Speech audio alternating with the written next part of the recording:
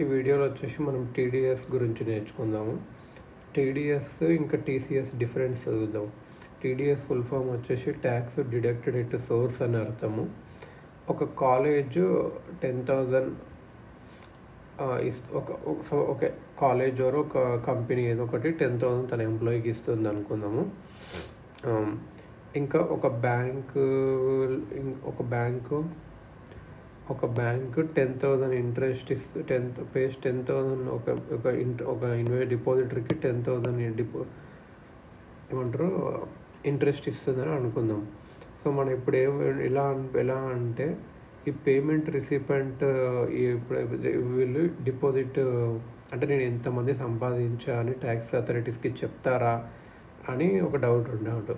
ఒకవేళ తన ట్యాక్స్ కట్టకుండా ఉండొచ్చు కదని చెప్పడం ఉండొచ్చు అన్నట్టు. అప్పుడు ఇన్కమ్ ట్యాక్స్ యాక్ట్ ఏం చెప్తుంది అంటే ఈ ఆర్గనైజేషన్స్ ఏవైతే కంపెనీ కానీ బ్యాంక్ కానీ ఇక్కడ ఉన్నవి కొంచెం portion of payment at source cut చేసి ఈ 10Kలోకి వెళ్ళి ఎంతనో కొంత కట్ చేసి ఐటీ డిపార్ట్మెంట్లో డిపాజిట్ చేయాలి.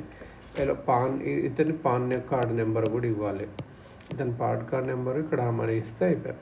అప్పుడు పేమెంట్ రిసిపెంట్ ఆటోమేటికల్గా ఏం చేస్తాడు, income tax return form file చేస్తాడు.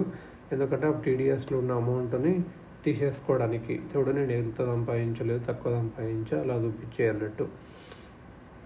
సో ఇది అన్నట్టు. సో ఇది కాకపోతే దీంట్లో ఏంటంటే టీడీఎస్ అనేది ట్యాక్స్ ఎవేషన్ నుంచి ఫైట్ చేస్తుంది.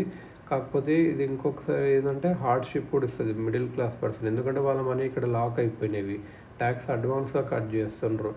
సో ట్యాక్స్ అడ్వాన్స్గా కట్ చేయడం వల్ల వాళ్ళకు కొద్దిగా మనీ హ్యాండ్లో లేదు. సో అలా అన్నాడు.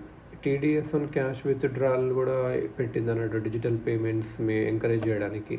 అంటే ఒకవేళ మనము ఒక 1 crore కన్నా ఎక్కువ ఇట్లా ఒక లిమిట్ పెట్టి ఇయర్లో దీనికన్నా ఎక్కువ క్యాష్ తీసుకుంటే ఏటీఎంలోకి వెళ్ళి బ్యాంకులోకి వెళ్ళి 2% కట్టాలి అలా అని చెప్పి ఇలా చెప్పిండ్రు అన్నట్టు.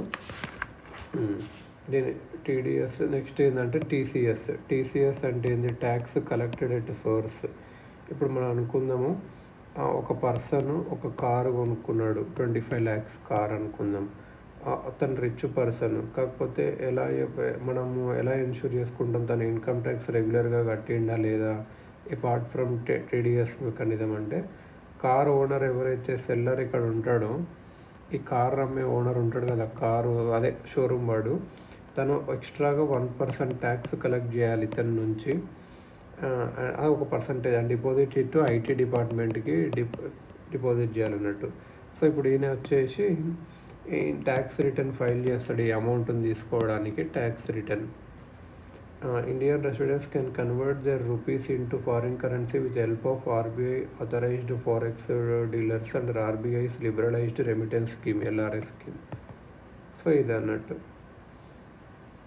ట్యాక్స్ రిఫండ్ పర్సన్కి eligible to receive income tax refund from IT department ఒకవేళ ఎక్కువ ట్యాక్స్ కడితే. ఇప్పుడు నా 10% టీడీఎస్ కట్ చేసింది, కాకపోతే నేను 5% ట్యాక్స్ స్లాబ్ కిందికి వస్తాను అంటే అది రిఫండ్ చేస్తుంది అన్నట్టు. ఇది అన్నట్టు.